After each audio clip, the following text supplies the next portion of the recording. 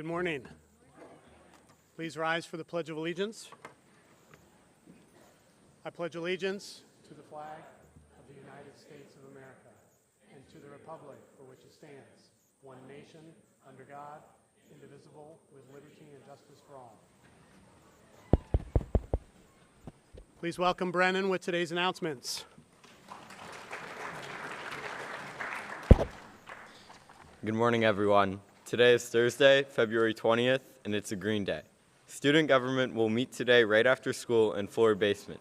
Contact Mr. Ryan or me with any questions or concerns. Attention seniors, please check your SJA email or the class of 2025 Canvas announcements for a link to senior trip survey that landed at 7 a.m. this morning. It will only take 20 seconds to fill out, so please do so today. A reminder that Vermont Congresswoman Becca Balint will be hosting an open forum for high school students today at 3:30 p.m. All students are welcome to participate, to share questions and experiences, and think together about how to feel hopeful and keep our community safe during uncertain times. Members of the Social Studies Department will be hosting this event in Mail Lounge. However, if you would like to attend this event on your own, please ask your social studies teacher for the link. The D&D Club is making a comeback. Starting after break, they will meet every Wednesday after school in the dining hall. If you have any questions, please see Mr. Buhner. Happy birthday today to Milo Robertson, Johnny Tang, and Thomas Vance. A special happy birthday today to Ellie Reed from Mr. Reed and Miss Reed. Happy birthday.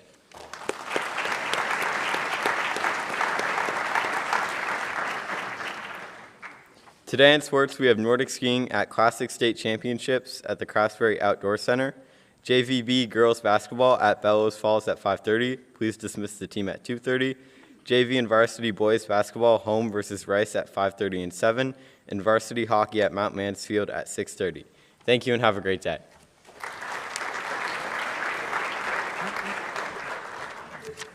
Thank you, Brennan.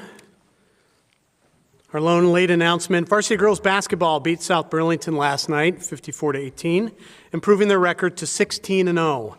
Cassidy Kittredge and Adriana Heaver led all scorers with 10 points apiece, and Brianna Bunnell had 9. Congratulations, girls basketball.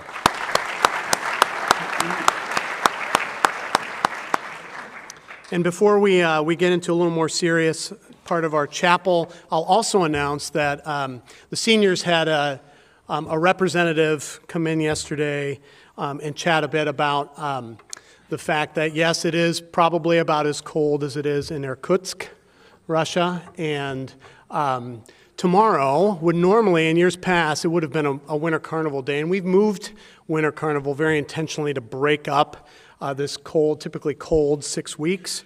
So tomorrow, to bring a little warmth, we are going to give a nod to Ella Blanchard, who came in, and she was hoping that we could bring a little hygge to tomorrow, and so we're going to offer a free variety day for tomorrow.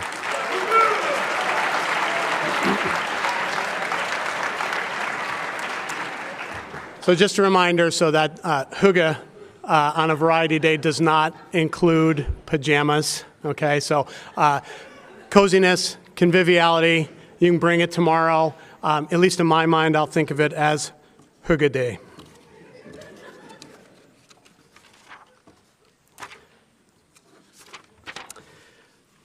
So it's my pleasure this morning to make a presentation, one that is done nationwide. As 7 of our St. Johnsbury Academy seniors have been selected as candidates for the United States Presidential Scholars Program. And to my knowledge, that's the most candidates we've seen in several years. So I believe last year we had 3, and this year we have 7. So a bit about the Presidential Scholars Program. The USPSP was established in 1964 by executive order of the President to recognize and honor some of our nation's most distinguished graduating high school seniors. In 1979, the program was expanded to recognize students who demonstrate exceptional visual, creative, and performing arts talent. And in 2015, the program was expanded again to recognize students who demonstrate ability and accomplishment in career and technical education fields. U.S. presidential scholars receive one of the nation's highest honors for high school students, representing excellence in education and the promise of greatness in young people. In honoring the U.S. presidential scholars, the President of the United States symbolically honors all graduating high school seniors of high potential. This year, the 7 candidates, based on their ACT assessment or college SAT performance, are all named for academic reasons. And so while the program has expanded, these are all academic candidates. And I will just make a note that this is a great honor in and of itself. If the candidates choose to, they may submit applicants to be one of the 600 semifinalists nationwide. There is a choice there for the student, and not all need to, but please know that this is a great recognition, even if they choose not to apply further. So again, I'm going to ask the following students to come up on stage to be congratulated and have a photo, so please hold your applause until I've read all 7 names. From East Burke, Vermont, Zach Alamuddin. From Franconia, New Hampshire, Dylan Chen. From West Burke, Vermont, Abby Gerhart. From Peacham, Vermont, Willa Kantrowitz. From Coventry, Vermont, Emily Linton. From St. Johnsbury, Brody Quinton. And from St. Johnsbury, Yubo Zhang. Please give them a nice round of applause.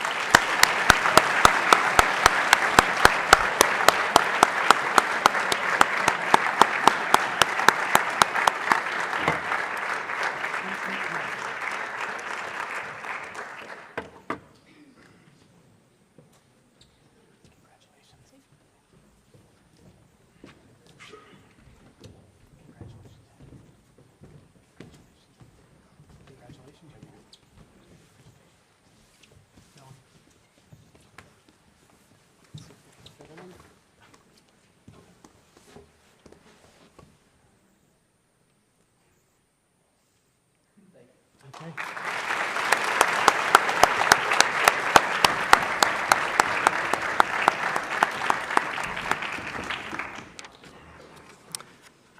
And next we have a special treat this morning, and so I'm going to let him do his introduction and explanation, but please, for a special presentation and performance, welcome our very own Mr. McKenzie to the stage.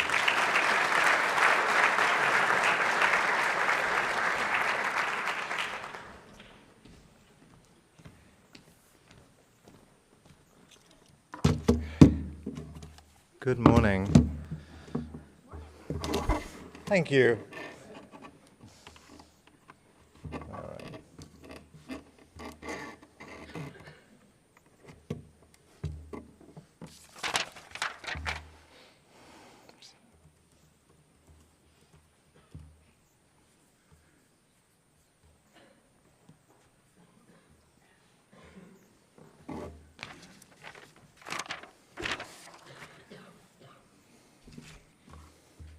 One Mississippi, two. Oh, okay. I only learned that one moving here. I love it. I use it all the time, especially when figuring out how far away a thunderstorm is, that kind of thing. Sorry. Okay. I guess we're not quite there yet. There we are. Okay. Anyone know who this is? Some hands. Maybe somebody under the age of 19. I'm going to put my glasses on. And again, does anybody know who this is? Any hands? I'll raise the age in a minute. Okay, yes, over here.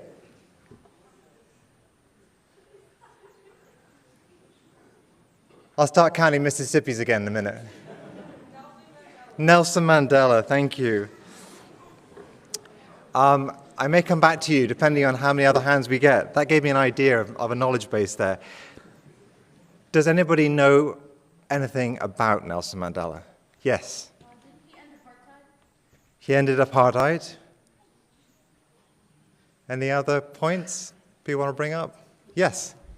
Black leader of South Africa. The first black leader of South Africa, right? Absolutely. Any other points? Those are 2 great points. I can use those as a stepping off. Thank you. So 35 years ago, about 2 weeks ago, I guess, February 11th. I always remember that because it's the day before my birthday. Nelson Mandela was released from jail. marking the end of the system of a white minority government in South Africa known as apartheid, which I found out recently translates as apartnesshood, like aparthood. And the start of a free country governed by a government consisting of the many races, not just white, that live in this vast and unique country. You can ask your history teachers more about Nelson Mandela and the history of South Africa after chapel. Mandela died of old age about 10 years ago, having been jailed for more than a quarter century, 27 years, for his efforts to end apartheid. But his legacy of freedom and optimism lives on. Today seemed like a good day to tap into some of that Mandela magic with some music that I wrote in concert with what has to be one of the world's greatest tunes, that of the new, not so new anymore, but the new South African national anthem, or Nkosi Sikelel' Afrika, means God bless Africa. Suitably for such a diverse country as South Africa, the new national anthem, which was written not long after Mandela was released, is written in 5 languages. I won't attempt to pronounce the original text, written in Zulu, Xhosa, Afrikaans, but here's the first verse translated, which I'll share with you before I play. God bless Africa. May her glory be lifted high, ringing out from our blue heaven, from our deep seas breaking round, over everlasting mountains where the echoing crags resound. So here's to some Mandela magic on a cold morning in February in Vermont.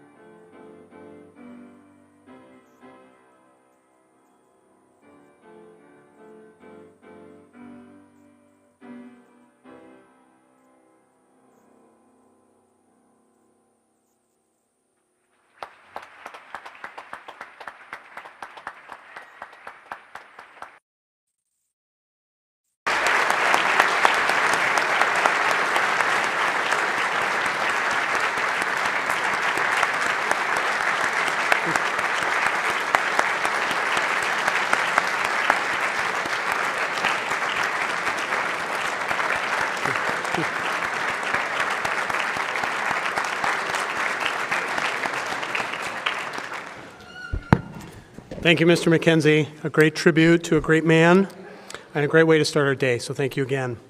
Faculty.